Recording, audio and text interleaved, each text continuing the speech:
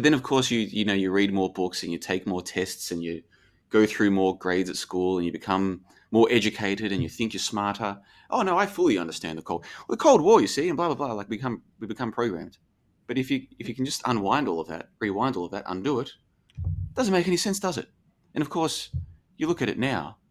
Were the Russians and all of their other satellite states, and what have you, were they ever like really enemies? Were the presidents or the chief commissars, what do these people call themselves, in the eastern side?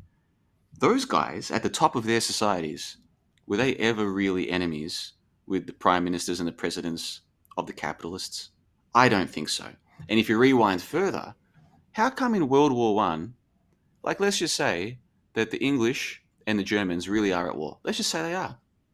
Why didn't the Germans just go and bomb the royal family and anybody else, like not just the king or the queen, but like the highest level of royalty they can find? Just send spies to kill them. Send planes with bombs to bomb their houses. Get as much information as you can and just go right for the top. Why didn't they do that? Why didn't they do that? And how come the English didn't do the same thing with the Germans? Right? Or the French? How come the people at the top of society they got off scot-free? That doesn't make any sense to me. Like, let's just say I run a country. In fact, let's just say I'm the king of Bulgaria. And let's say you're the king of Poland, Luke, right? And for some reason, we've decided we're at war. That's it. I want some of your territory. You want some of mine. Or we've got some other issues behind the scenes. That's it. All right? I'm coming for you and you're coming for me. Wouldn't we, and I don't want you to kill my people.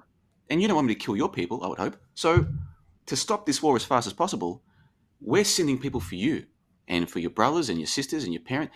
The royal family, you and your whole family, you guys are in big trouble. We're going to put all of our resources into taking care of you to stop this madness. And you would do the same thing to me. But that didn't happen in World War One, did it?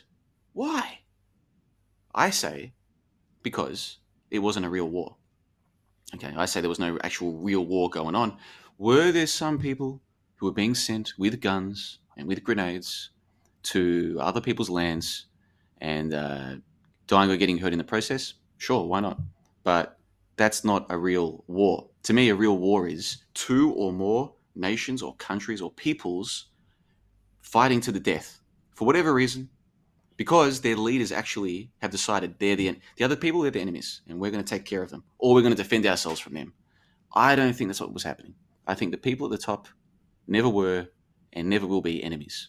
I think the people at the top have more in common with each other from different countries than they have in common with their own masses, right? Which is to say, your average worker slave, your worker drone in my country, your country, whatever, the masses, the proles, those people, the peasants, those people, you have them in every country.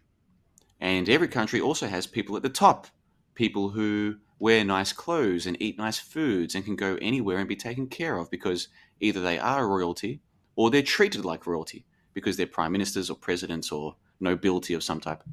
I'm suggesting the nobility, to use that word in a general sense, the nobility of all these different countries have far more in common with each other than they do with the peasants of their own countries. And I think this is what George Orwell, or whoever wrote those books, that they give us the name George Orwell, but who knows if he even existed. But these books, if you read them, like 1984 or Animal Farm, I think this is one of the points that he was making. That the people at the top, they run their different farms and what have you, but they're all hanging out, eating, drinking. Their kids go to the same elite universities. They're all part of some clan or some tribe or some group. They're all in it together, and all of their little countries are just arbitrary lines on a map, and they just have different jurisdictions that they are responsible for. But they're not ever really at war with one another, is my opinion on all of this.